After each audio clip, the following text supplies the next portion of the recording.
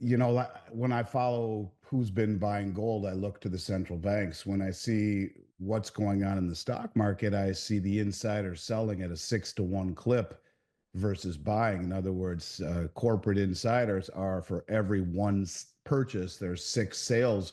And you look at guys like Bezos, who sold 12.5 billion recently, Zuckerberg, who sold 2.5 billion worth of Meta. You look at the Nvidia insiders selling over 2 billion worth of sales. This is all year to date, but just between Zuckerberg and Bezos alone, you're at $15 billion sold. And you know, if the economy was roaring and we would expect the stock market to continue on this massive train moving forward, you wouldn't see that happening. And so as corporate execs are cashing out, individual investors aren't. That's a premise that I would start with, that I would be very nervous. I think we can look at the bond market, which in and of itself is getting nervous as inflation concerns are again reemerging, and they really never left. I mean, the Fed pivoted, um, at 65-70% away from their lofty target rate.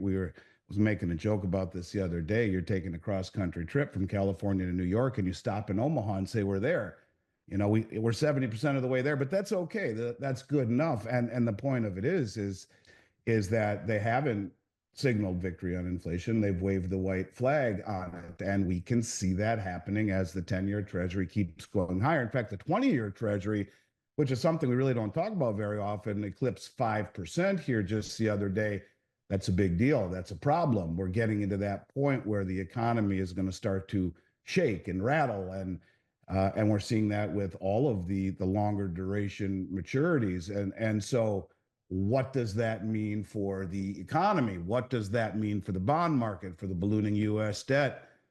And what does it say about the flood of new Treasury securities that the government's going to have to sell? Who's going to buy them? Does that mean higher rates yet still? Are we in store for a yield curve control, which will again exacerbate inflation as we create money out of thin air by the Fed to buy the debt because no one else wants to buy the debt?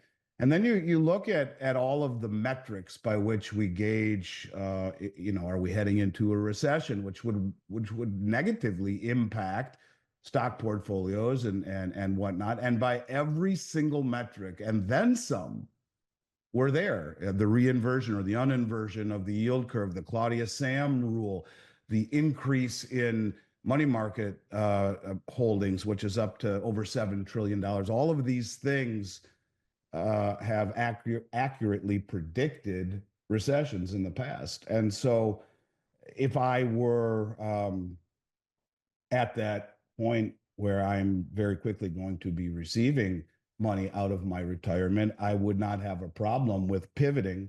I would not have a problem with selling all of those stocks in my IRA that I made a lofty profit on. Get the hell out of them, just like the big money is doing, before something happens that forces you to get out.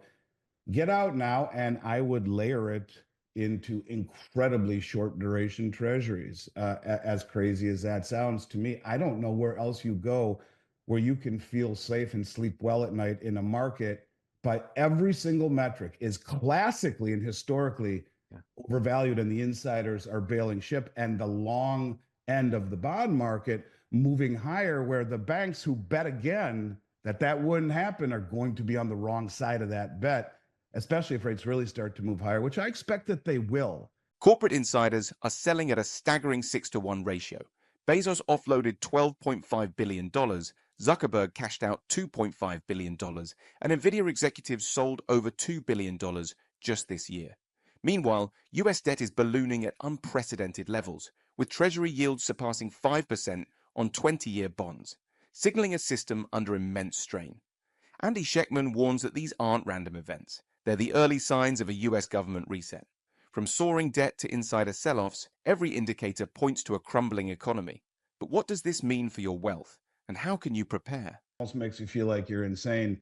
And and you look at just the underlying market, you can use it in terms of a military analogy where you have limited participation in the equity market in terms of breadth. It has very narrow breadth, and that indicates limited participation. It also indicates that the chances of a correction or failure are far above average. And if you use a military example, you can say, the market continue to rally with just a few large caps, call those the generals leading the way, but the small to mid cap, the troops, the Russell 2000, or was it the Wilshire 5000, these large, broad based indices, which are a better indication of the entire economy itself, a much larger swath of it, are treading water barely, most underwater.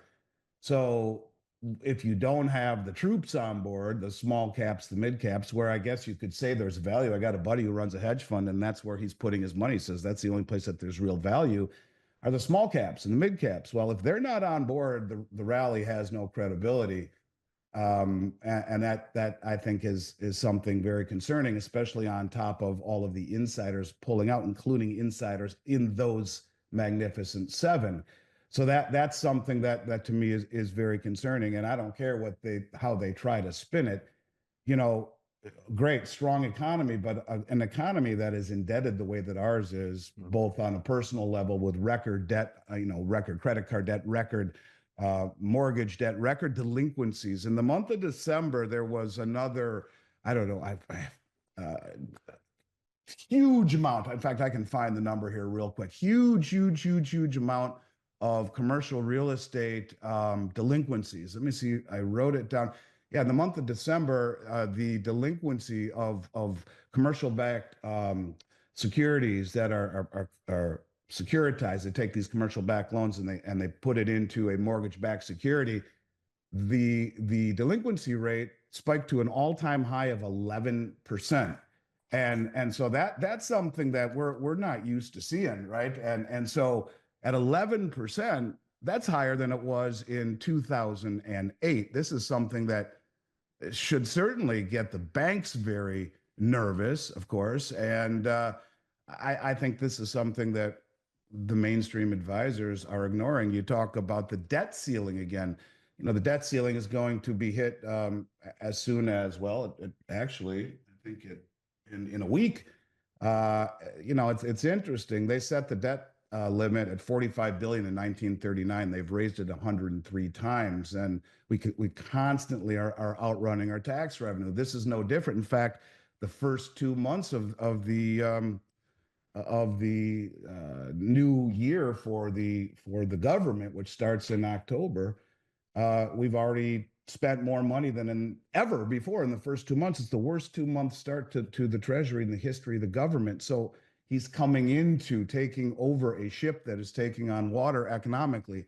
While there's an awful lot to be excited about with his taking office and getting our culture back, it's not going to be smooth sailing for him in the economy. And for people who are at that age now where they can't afford to lose, this is not about return on your money anymore. This should be return of your money and what you need to do to guarantee that. Look, I could say put it into physical gold in your IRA and cash it out and take possession of the metal. Sure, that's kind of, people would say, well, that's self-serving, isn't it? I don't think it's a bad idea. But if I were trying to be diplomatic, I'd say, yeah, cash out all of your stocks that are in positive territory within the IRA, so it's not a taxable event, and then layer nothing more than 6 month treasuries, still paying pretty darn close to 5%, and continue to monitor that, rolling them over, doing things, whatever you need to do to mitigate exposure, not only to the system, but also to the banking system. And I think that's maybe the best advice. And you can do that, several ways. Of course, now you could just cash it all out, pay your taxes. Now that's probably not the best advice, but if you did go directly to treasurydirect.gov, I think the banks are in big trouble. Look, the BTFP is down to basically zero.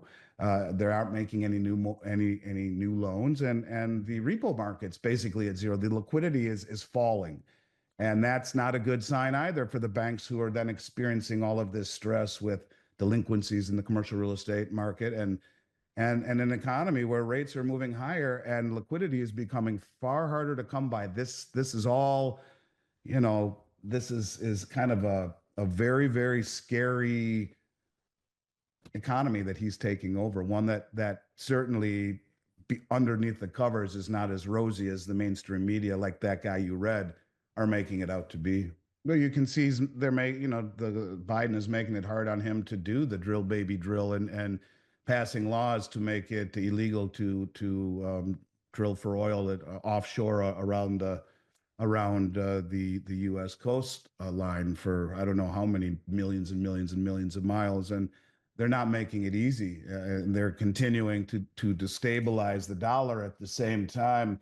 I think that when you talk about the kind of things that Trump is ushering in, like the tariffs, for example, even as far as what he's saying about Greenland.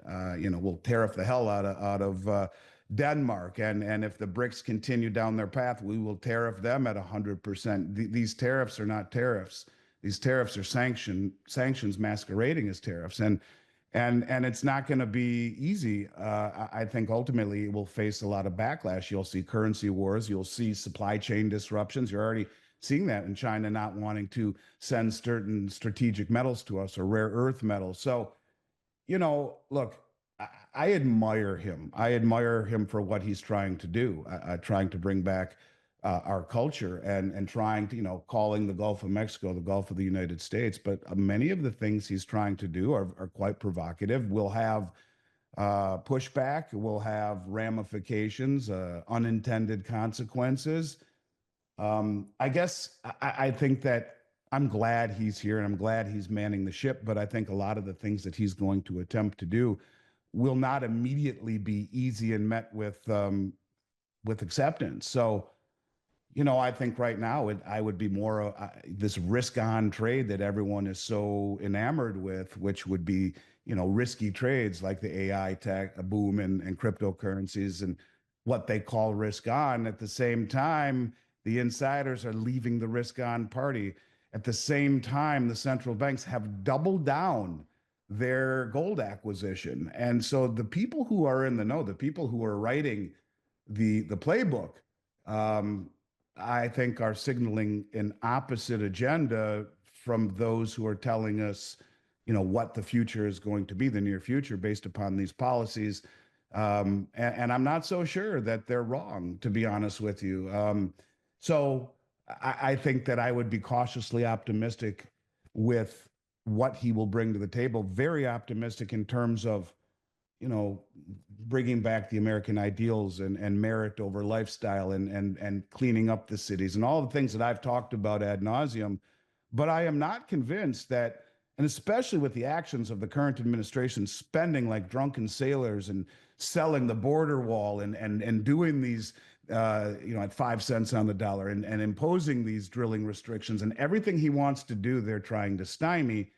Well, that's just now. What happens once he gets in? And when you talk about a potential rug pull, I mean, the banks with the liquidity being drained out and the BTFP program being done and the reverse repo or the repo market being drained, all of these stopgaps, these cushions, if you will, are gone. Could this be the beginning of some event that is orchestrated by the people who are trying to make it difficult on them? Yeah, maybe. And look at where all the money is. It's in three groups. It's 7 trillion in treasuries. You got a gazillion dollars in 7 stocks and a whole bunch in cryptos, which have been very financialized. And the banks are the key to it all.